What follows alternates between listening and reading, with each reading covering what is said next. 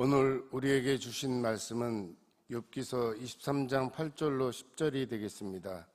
찾으신 후 저와 여러분이 한 절씩 교독하신 후 마지막 절은 다 함께 합독하시겠습니다.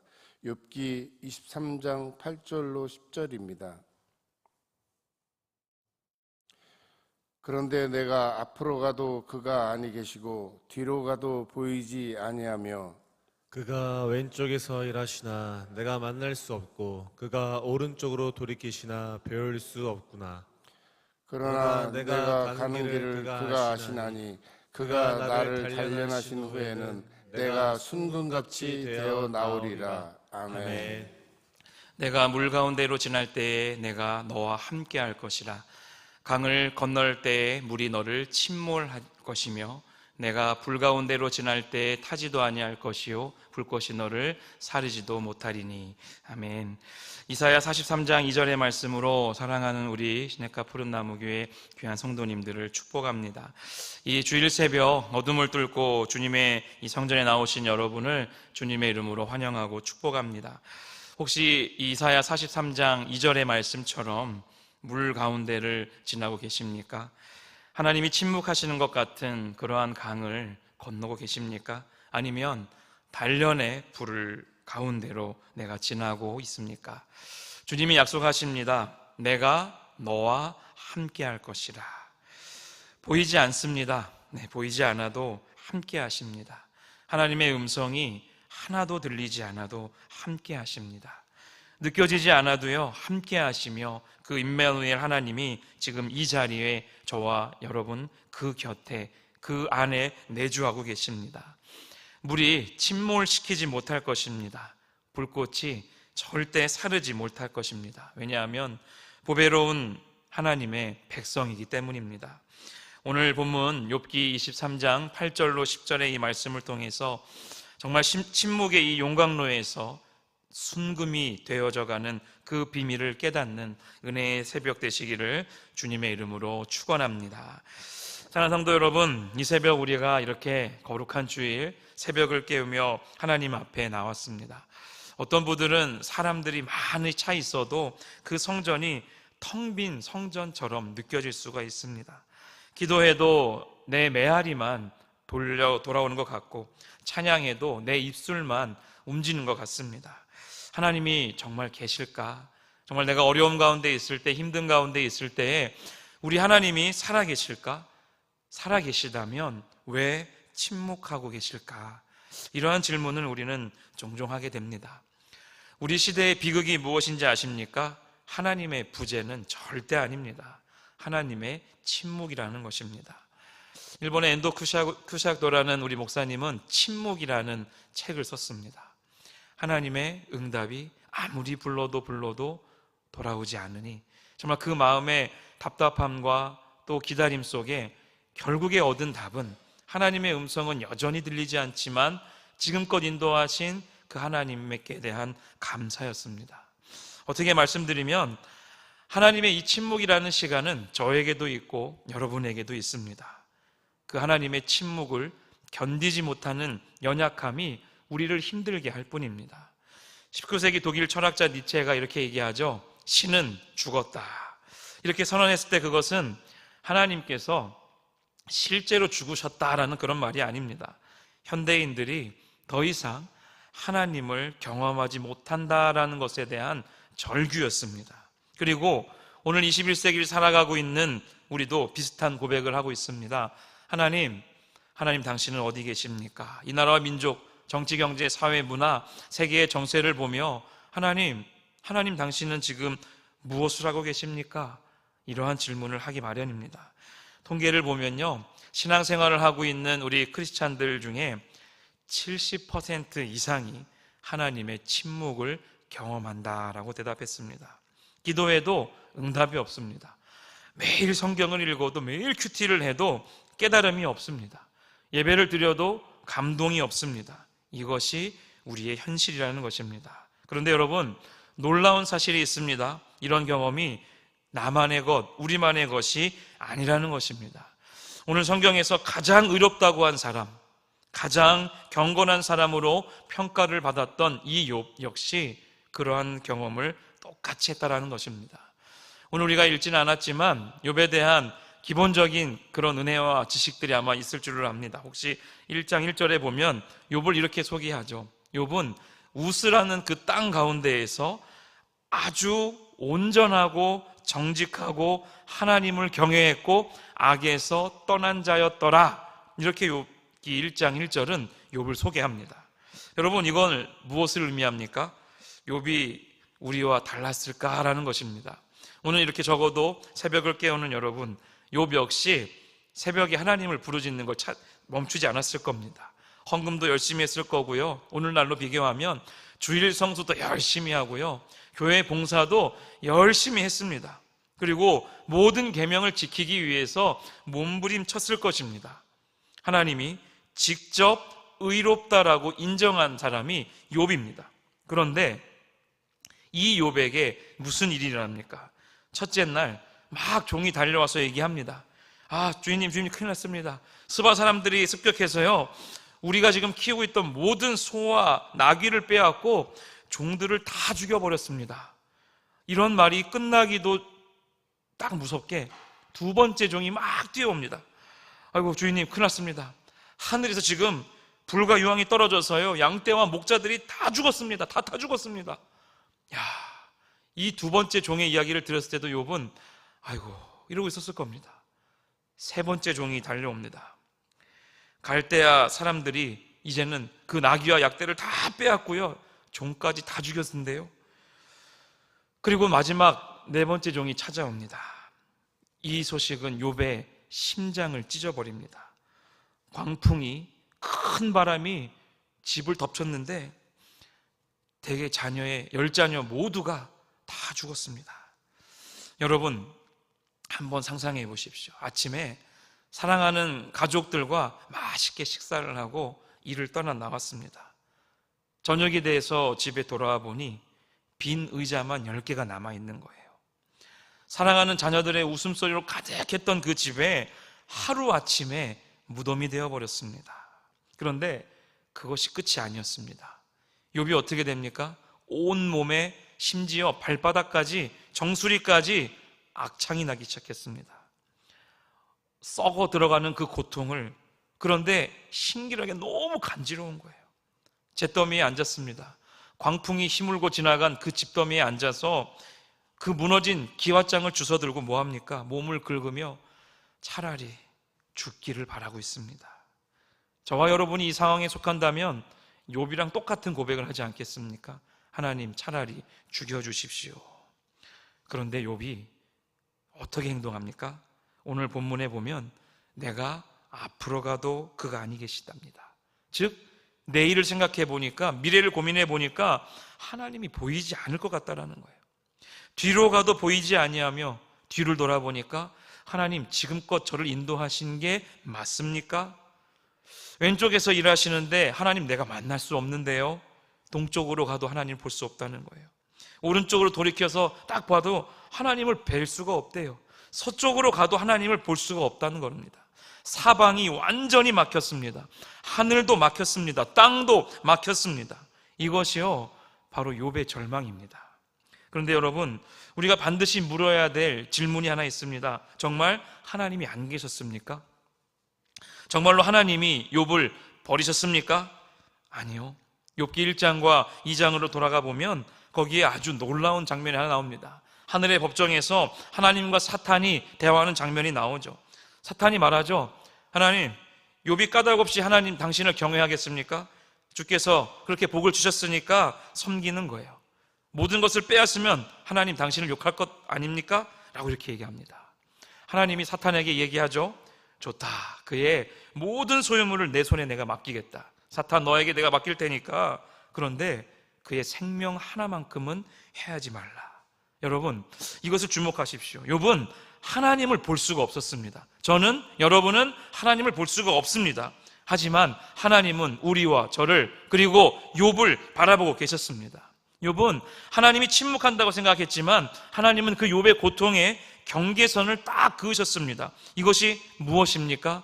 여기에 세 가지의 진리가 있습니다. 첫 번째는 하나님의 침묵은 하나님의 부재가 아니라는 것입니다. 여러분, 해가 구름에 쫙 가려진다고 해서 해가 사라지는 것이 아닙니다. 구름 위에 여전히 그 해는 너무 이쁘게 휘황찬란하게 빛나고 있습니다.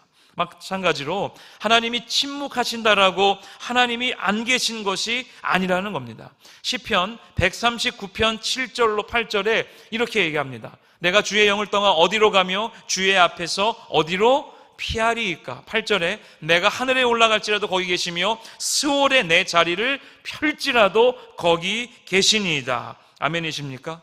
하나님은 무소, 부재, 장소와 시간 모든 것을 초월하신 분이 바로 우리 하나님이십니다. 두 번째로 하나님의 침묵은요, 무관심이 아닙니다. 오히려 정반대입니다. 부모가 자녀를 가장 주의 깊게 볼 때가 언제일까요? 자녀가 시험을 볼 때입니다. 시험을 당할 때입니다. 부모는 말하지 않고 지켜봅니다. 답을 가르쳐주고 싶지만 가르쳐주지 않습니다. 막 구구단을 외웁니다. 999 모르시나요? 999 네.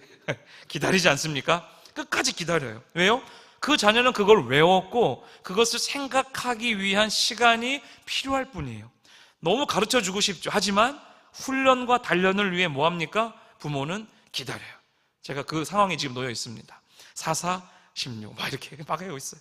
막 물어봅니다. 그런데 그 자녀가 성장하기를 위해 부모는 기다린다는 것입니다. 세 번째로 하나님의 침묵은요, 아주 더 깊은 계시를 위한 준비라는 것입니다. 엘리야를 여러분 잘 아시죠? 열왕기상 19장에 보면 하나님은 강한 바람으로 산을 가르셨지만 그 바람 가운데 계시지 않았습니다. 지진이 있었지만 지진 가운데에도 하나님은 계시지 않았습니다. 불이 있었지만 불 가운데에도 계시지 않았습니다. 어디 계셨을까요? 세미한 소리 가운데에 계셨다라는 것입니다. 때로 하나님은요, 내가 오히려 인간인 우리가 조용해질 때까지, 내가 입을 다물고 침묵할 때까지, 우리의 모든 소음이 멈출 때까지 우리 하나님은 기다리고 계신다는 겁니다. 오늘 본문의 핵심으로 들어가면요, 10절 말씀이에요. 그러나 내가 가는 길을 누가 아시나니? 그가 아시나니예요. 그러나 영어로 but입니다. 이 한 단어가요, 모든 것을 바꿉니다. 8절과 9절에 절망이에요. 앞에도 없고 하나님 뒤에도 없고 왼쪽에도 안 계시고 오른쪽에도 안 계신데 갑자기 10절에 그러나, 여러분, 그러나 이것이 믿음입니다. 믿음은 무엇일까요? 믿음은 환경이 좋을 때 할렐루야 하는 것이 아닙니다. 무언가 채워졌을 때 아멘 감사합니다, 그것이 아닙니다. 믿음은 최악의 상황에서 그러나라고 말하는 것입니다. 아브라함을 한번 보세요. 로마서 4장 18절 말씀에 기록하죠. 아브라함이 바랄 수 없는 중에 바라고 믿었다 그랬어요. 바랄 수 없는 중인데 뭐 한다고요? 믿었대요. 그러나의 하나님의 약속을 이미 믿었다라는 것입니다. 다니엘과 세 친구 역시 느부갓네살이 이 금신상 앞에 절하라고 명령할 때에 거부하면 풀물불에 집어넣겠다라고 얘기합니다. 그들이 뭐라고 얘기합니까? 다니엘 3장 17절 18절에 보면요, 왕이여, 우리가 섬기는 그 하나님이 우리를 풀물불 가운데에서 건져내실 건데요, 이렇게 당당하게 얘기합니다. 그런데 또 이렇게 얘기해요. 그렇게 아니하실지라도, 그리 아니하실지라도 우리가 왕의 신들을 섬기지 아니하겠습니다. 즉 뭡니까? 풀물불에서 우리를 건지실 하나님을 믿지만 그 하나님이 풀무불 가운데에서도 우리를 타서 죽게 할 수도 있다라는 걸 얘기하는 거예요. 그렇게 하지 않아도 내 성령, 내 온몸의 피부가 불타 없어지고 내가 죽을지라도 나는 우리는 하나님을 섬기겠습니다. 여러분, 이러한 깡이 있으십니까? 그렇게 하지 아니하실지라도. 이게 그러나의 믿음이에요. 이게 바로 신학 용어로 단련의 신학이라는 것입니다. 즉 순금, 정금이 되어져가는 과정이에요. 욥이 그러나 다음에 뭐라고 얘기합니까? 내가 가는 길을 우리 하나님이 아십니다. 나를 단련하신 후에 내가 순금같이 정금같이 되어 나오겠습니다. 여러분, 이 절망 가운데에서요, 온몸이 박살난 그 가운데에서요, 욥이 확신하는 세 가지가 있습니다. 그게 무엇이냐면 내가 가는 길을 그가 아신다는 거예요. 하나님의 전지전능하심을 이미 욥은 하나님을 단 한 번도 본 적이 없는 그 욥이 귀로만 들었던 그 하나님이 뭐예요? 전지전능하시다라는 거예요. 내가 하나님을 못 봐도 하나님 지금 내 아픈 모습을 보고 계시지요. 내가 하나님을 모르는 것이 아니라 하나님이 나를 아시는 것입니다. 여러분, 우리가 핸드폰을 운전할 때 이 GPS를 딱 켜고 내비게이션 켜고 가지 않습니까? 근데 터널에 들어가면 신호가 약해지기 때문에 막 방향이 때로는 막 산으로 갈 때도 있고 강으로 갈 때도 있고 막 여전히 그럽니다. 여전히 이 위성은 막 쫓고 있습니다. 터널을 빠져나오면 언제 내가 이상한 도로로 갔냐는 듯이 다시 정상 궤도로 돌아와서 갑니다. 신호가 잠깐 끊긴 것이지 인공위성이 사라진 건 아니거든요. 여러분, 하나님이 사라지셨나요? 안 사라졌습니다. 지금도 바라보고 계시고요, 여러분을 향해서 여전히 단련의 신학으로 우리를 항상 밀어가고 계신다는 것입니다. 두 번째, 욥이 깨달은 확신입니다. 그가 나를 단련하신다는 거예요. 이게 하나님의 목적입니다. 단련은 히브리어로 차라프라고 합니다. 금속을 재련하는 거예요. 금세공인이요, 금을 용광로에 빡 넣는 이유가 있습니다. 무엇일까요? 여러분, 금을, 그 비싼 금을 요즘 한 돈에 뭐 얼마라고 하던데 제가 기억이 안 나네요. 거의 되게 비싸던데 금이. 여러분, 요만한 손톱만한 그 한 돈 금도 용광로에 넣어서 아이고 다 녹아 없어지는구나, 이겁니까? 그거 없애려고 용광로에 넣습니까? 아니죠. 그 금 안에 정말 순도 99.99%를 만들기 위해서 불순물을 제거하기 위해 용광로에 집어넣는 거예요. 말라기 3장 3절 말씀에 보면 그가 은을 연단하여 깨끗하게 하는 자같이 안아서 레위 자손을 깨끗하게 하되 금, 은같이 그들을 뭐 하시리니? 연단하리니 그들이 공의로운 제물을 나 여호와께 바칠 것이라, 이렇게 말합니다. 금 세공인은요, 언제까지 금을 불에 둘까요? 자기 얼굴이 그 금에 비칠 때까지입니다. 불순물이 완전히 타서 없어질 때까지. 금 세공인은 금을 용광로에 넣고 계속 단련합니다. 하나님도 마찬가지입니다. 우리에게서 그리스도의 형상이 나타날 때까지 단련하십니다. 세 번째 깨달은 욥의 고백은 이것입니다. 순금같이 되어 나오리라. 이게 바로 영광스러운 결과라는 것입니다.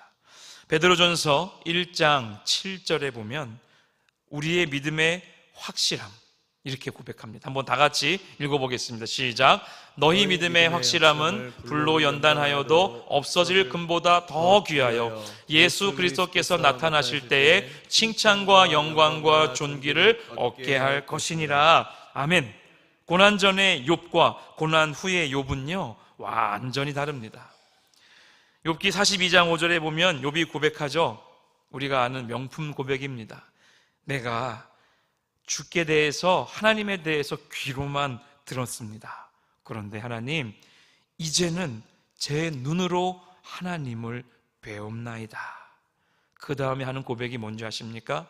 여러분 잘 알고 계시는 고백이에요. 주시니도 취하시니도 하나님이십니다. 한 번도 욥이 그렇게 열심히 경건 생활을 했지만 눈으로 하나님을 본 적이 없던 거예요. 그냥 우리처럼 성경 말씀 듣고, 오늘 말씀 듣고 기도하고 하나님 음성 들리지 않아도 부르짖고 찾고 감사하고 그렇게 산 거예요. 인생의 절망 끝에 벼랑 끝까지 몰고 갔는데 그 상황 속에서 그가 나를 단련하신 후에 내가 정금같이 나오겠습니다. 이러한 고백을 하는 것이 욥이에요. 이사야 43장 2절 말씀을 아까 축복 제가 하였는데 그 말씀 속에 물 가운데로, 불 가운데로, 물에 침몰하지 못하고 불이 사르지 못하고, 여러분 성경 곳곳에요, 우리를 단련하는 성경 구절들이 얼마나 많은지 모릅니다. 교회 역사를 보면요, 위대한 신앙인들이 다 침묵의 용광로를 통과했습니다. 여러분, 침묵의 용광로를요. 마틴 루터는 극심한 영적 침체를 경험한 적이 있을까요? 없을까요? 있어요. 있으니까 말씀드리겠죠. 이거를 독일어로 암페크퉁이라고 합니다. 영적 공격이라고 불렀어요. 하나님이 자신을 버렸다고 마틴 루터 역시, 종교개혁을 일으켰던 마틴 루터 역시요, 너무 힘들었다는 거예요. 그러나 그 고통을 통해서요, 무엇을 발견한지 아십니까? 마틴 루터가 얘기했습니다. 솔라 피데, 오직 믿음이라는 것입니다. 여러분, 철로 역정을 쓴 존 버녀는 감옥에 12년 갇혀 있었습니다. 하나님의 침묵 속에서요, 절망했죠. 그러나 그렇게 하지 아니하실지라도 감옥에서 12년 동안 우리가 잘 알고 있는 기독교의 고전 철로 역정을 썼습니다. 침묵의 감옥이 계시의 장소가 되었다는 것입니다. 요한 역시 영혼의 어두운 밤이라는 그런 고백을 합니다. 그가 말하죠. 하나님은 우리를 정화시키기 위해서 일부러 자신을 숨기셨다. 그것은 우리가 하나님의 위로가 아니라 하나님을 사랑하게 하시려는 것이다라는 거예요. 마지막으로 한 명 더 있습니다. 마더 테레사예요. 마더 테레사의 일기가 공개되었을 때 세상이 깜짝 놀랍니다. 왜 그런지 아십니까? 마더 테레사의 그 일기에 50년 동안 하나님의 침묵을 경험했다라는 고백이 나와요. 그녀는 이렇게 썼습니다. 내 안에는 끔찍한 어둠이 있습니다. 마치 모든 것이 죽은 것 같이 느껴졌습니다. 그러나 마더 테레사가 자신의 사역을 멈춘 적이 있습니까? 가난한 자들 속에서 여전히 변함없이 하나님이 50년 동안 침묵하셨지만 마더 테레사는 마더 테레사로 남았습니다. 여러분, 이 새벽 정말 욥기 23장 8절로 9절의 이 말씀은 너무도 잘 아는 말씀입니다. 찬양으로도 부르고 또 고백하는 말씀입니다. 그런데 우리가 알고 있는 말씀이 현실화되는 그 순간 우리는 하나님의 영광로 앞에 딱 들어가 있다는 것입니다. 침묵을 두려워하지 마십시오. 저 또한 여러분도 그 침묵을 경험하셨고 경험하고 계시는 중이고 경험하실 것입니다. 침묵은요, 하나님의 또 다른 언어입니다. 구약과 신약, 말라기와 마태복음 사이에 400년이라는 하나님의 침묵의 시간이 있었습니다. 그 400년 동안 살아간 많은 신앙인들은요, 도대체 어떻게 살았을까라는 질문을 던져봅니다. 예언도 폐해졌고 하나님이 어디 계신지 도저히 모르겠습니다. 하나님 고쳐주세요, 살려주세요 하는데 아무런 음성도 들리지 않습니다. 그 기간이요 400년이었습니다. 그런데 후에 이제 신학자들이, 역사학자들이 그 400년을 너무 쉽게 정리해버리죠. 하나님의 침묵의 시간 동안 하나님은 무엇을 하셨는가? 로마를 통하여서 도로의 확장을 여셨고 저 아시아까지 복음이 전달될 수 있도록 하나님은 교통과 항해와 모든 것들을 준비시키셨다. 여러분, 이 400년을 하루로 보면 너무 힘든 시간인데 역사학자가 되어서 먼 시간에서 그 과거를 하나님의 관점으로 쫙 보니까 하나님이 여전히 일하고 계셨다라는 것을 학자들을 통해 또 보여주시는 거예요. 자금의 대한민국의 현실 속에서 답답하지요. 별의별 이상한 괴상한 법들이 나오고 뭐 죄진 것 같지도 않은데 가서 감옥에 넣고 별의별 많은 것들로 우리를 힘들게 하고 어렵게 하는 이 현실이지만 또 뭐 그러잖아요. 중국인들이 100만 명 들어온대요. 뭐 이거 뭐 요새 별의별 이상한 해괴한 뉴스들이 많아요. 뭐 유괴범부터 시작해서 뭐 장기를 빼가느니 뭐 했느니 뭐 변사체는 왜 이렇게 많이 발견되는지 수많은 사건들이요, 우리의 이 작금의 현실을 너무도 불편하게 합니다. 그리고 얘기하죠. 하나님, 도대체 이렇게 어려운 순간 속에 우리 하나님 어디 계십니까? 여러분, 우리 예수님도 십자가에 달리시며 엘리 엘리 라마 사박다니 이런 고백을 하시는 분이십니다. 저를 어찌하여 버리시나이까? 하나님, 하나님의 근본 본체이신 예수 그리스도 성육신하신 그 주님도 버리셨다라고 이야기하시거든요. 그러면서 이야기하십니다. 저들의 죄를 사하여 주옵소서. 여러분, 우리가 힘들다라고 고백하지만 저기 욥과 비교해 보십시오. 그냥 예수님과 비교해 보십시오. 내가 겪고 있는 고통은요, 아무것도 아닙니다. 우리 하나님만 바라보시며 느낌이 없어도, 응답이 없어도 계속 기도하십시오. 이번 연휴가 참 깁니다. 그러나 그 긴 가운데에서 하나님을 또 찾아보십시오. 바쁜 일상이지만, 가족들과 오랜만에 보내는 시간이지만, 그 침묵 가운데에서 여전히 일하시는 하나님을 바라보시며 감사하시고 순종하시고 두려워하지 마시고 다른 사람들을 위해 열심을 다해 기도하는 저와 여러분 되기를 간절히 축원드립니다. 욥을 기억하십시오. 욥의 이 고난, 이 힘듦을 곧 지나가게 하실 그 하나님을 찬양하며, 하박국 선지자의 고백처럼 무화과 나무가 무성하지 못하고 포도나무에 이 열매가 없을지라도, 감람나무에 소출이 없어도, 밭에 먹을 것 하나 없어도, 우리의 양도 없고 외양간에 소가 없을지라도 나는 누구 때문에? 하나님 때문에 즐거워하고 구원 때문에 기뻐하는 그 은혜가 우리의 믿음의 모든 현실 가운데 있기를 주님의 이름으로 축원드립니다. 우리 시간 다 같이 손을 들고 기도할 때에 다 같이 기도합시다. 하나님, 기도에도 응답이 없고 찬양에도 감동이 없는 그러한 때가 있습니다. 하지만 내가 주님을 믿습니다. 하나님이 침묵하셔도 나는 우리와 함께 계심을 믿습니다. 주님을 볼 수 없어도 주님은 우리를 보고 계심을 내가 믿습니다라고, 침묵의 용광로가 우리를 순금으로 만드는 과정임을 이 시간 고백하시며, 내 안에 있는 모든 더러운 찌꺼기들을, 죄악됨들을 다 불사르실 만군의 여호와를 찬양하며, 또 이 나라와 민족과 우리 교회를 위해, 또 나 자신을 위해 다 같이 우리 주여 한번 부르짖고 기도의 자리로 나아가겠습니다. 주여! 하나님 감사합니다. 하나님 앞에 그러나의 믿음으로 우리가 살아가기를 소망하며 나아갑니다. 환경이 최악이어도, 내 상황이 절망적이어도, 그러나 하나님이라는 이 고백의 믿음을 허락하여 주옵소서. 침묵이 끝날 때 욥처럼 고백하게 하옵소서. 이제는 눈으로 주를 배움나이다. 하나님, 우리가 살아가는 이 믿음의 모든 현실 속에, 작금의 이 현실 속에 하나님 여전히 방황하고 여전히 힘들어하고 있는 우리의 모습을 보며 나아갑니다. 하나님, 우리 안에 믿음의 믿음을 더하여 주시옵소서. 이 침묵의 영광로는 영원하지 않음을 봅니다. 잠시입니다. 그러나 그 결과는 영원한 것임을, 지극히 크고 영원한 영광임을 하나님 보게 하시니 감사합니다. 우리가 잠시 받는 이 환난은 정말 가벼운 것이라고, 더 크고 영원한 영광의 중한 것으로 우리에게 주실 것이라고 우리 하나님 말씀하십니다. 하나님, 내가 바라보는 것은 보이는 것이 아니라 보이지 않는 것임을 깨달아 알게 하옵소서.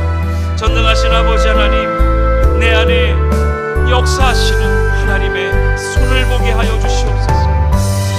아버지 하나님, 그 역사하심을 따라, 주님의 그 일하심을 따라 내가 그 자리로 더 기쁨으로, 감사함으로 나아가게 하여 주시옵소서.